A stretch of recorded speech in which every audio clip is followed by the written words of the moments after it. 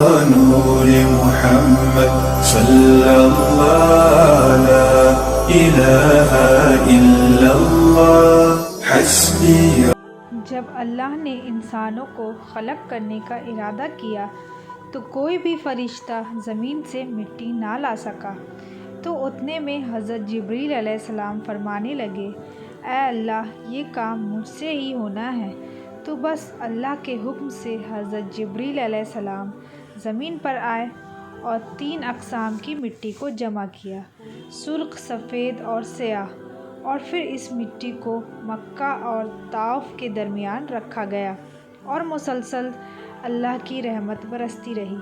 پھر اللہ نے اس مٹی کو عرش پر بلایا اور حضرت آدم علیہ السلام کا پتلا تیار کر دیا اور 40 سال تک ان کو جنت میں رکھا گیا۔ ہر فرشتہ اس مجسمہ کو دیکھتا کہ مٹی کا بنا ہوا پتلا کیسے چلے گا، کیسے بات کرے گا۔ 40 سال تک اللہ نے اس نشانی کو قائم رکھا۔ پھر ایک دن اللہ نے جنت کے تمام فرشتوں کو حکم دیا کہ میں اس میں روح ڈالوں گا، اور جب ایسا ہوا تو تمام فرشتے اس آدم کو سجدہ کرنا۔ فرشتے نے حیرت سے پتلے کو دیکھ ہی رہے تھے کہ اتنے میں اللہ نے مٹی کے مجسمے میں اپنی روح ڈالی تو آدم علیہ السلام نے چھینک لی تو تمام فرشتے اللہ کی تعریف کرنے لگے سوائے ابلیس کے۔ وہ تکبر کر بیٹھا تو اللہ نے اسے اپنے دربار سے نکال دیا۔ پھر اللہ نے حضرت آدم علیہ السلام سے بی بی حوا کو پیدا کیا اور ان کی جنت میں کی گئی غلطی کے سبب زمین میں بھیج دیا، اور اللہ نے یہ حکم نافذ کیا کہ جنت میں وہی داخل ہوگا جو میرا فرما بردار ہوگا، اور یوں انسانوں کے لیے زمین میں امتحان رکھا تاکہ ہر انسان امتحان دے کر اللہ کو راضی کر کے جنت تک پہنچ سکے۔ دوستو، تاریخ میں لکھا ہے کہ جب حضرت آدم علیہ السلام اور بی بی حوا زمین میں آئے تو 2 سال تک ایک دوسرے سے جدا رہے، اللہ سے معافی مانگتے رہے، اور بالآخر اللہ نے ان کی توبہ قبول کی۔ حضرت جبریل علیہ السلام نے انہیں مکہ میں جبل عرفات میں چھوڑ آئے اور وہ ساتھ رہنے لگے۔ پھر اللہ نے حضرت آدم علیہ السلام کو حکم دیا کہ خانہ کعبہ تعمیر کریں، اور حضرت جبریل علیہ السلام اور حضرت آدم علیہ السلام نے مل کر ایک گھر کا نشان قائم کیا، جسے بعد میں مل کر حضرت ابراہیم علیہ السلام نے پورا کیا۔ دوستو، جسے آج بھی اللہ کا گھر خانہ کعبہ کہتے ہیں، اور حضرت آدم علیہ السلام جب اپنی خطا کو لے کر پریشان ہوتے تھے یا اللہ کی عبادت کرنا چاہتے تھے تو اس جگہ آ کر اللہ کو راضی کیا کرتے تھے۔ حضرت آدم علیہ السلام نے 960 سال کی زندگی پائی۔ حضرت آدم علیہ السلام کی زندگی 1000 سال کی تھی۔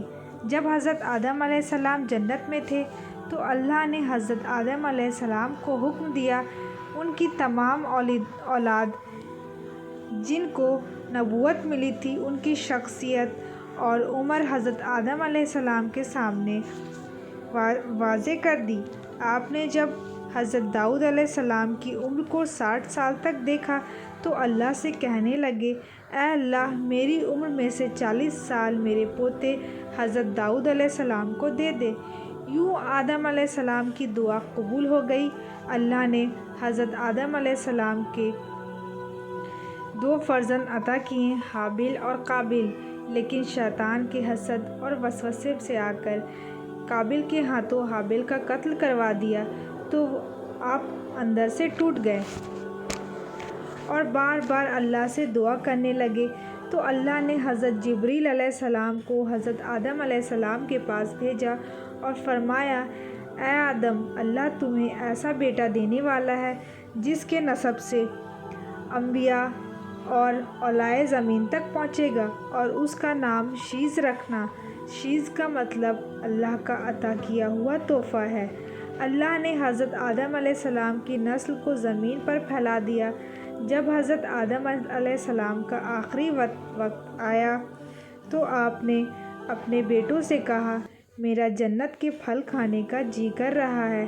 تو آپ کے بیٹے زمین پر جنت کے پھل ڈھونڈنے کے لیے نکل گئے تو راستے میں انہیں فرشتے ملے اور کہنے لگے، اے بنی آدم، کہاں جا رہے ہو؟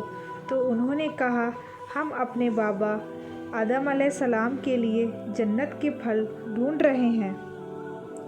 تو فرشتوں نے کہا، جاؤ، تمہارے بابا کچھ پل کے مہمان ہیں، ان کے پاس وقت بہت ہی کم ہے۔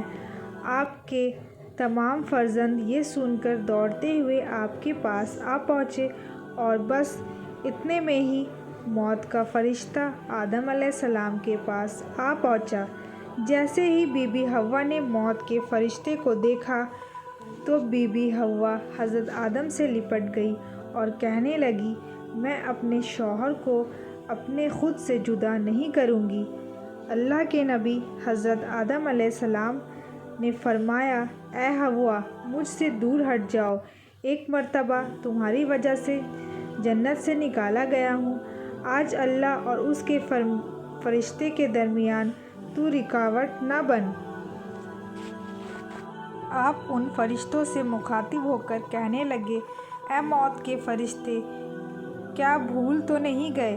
میں نے اللہ سے سنا تھا میری عمر 1000 سال کی ہے اور ابھی تو میری عمر 960 سال کی ہے۔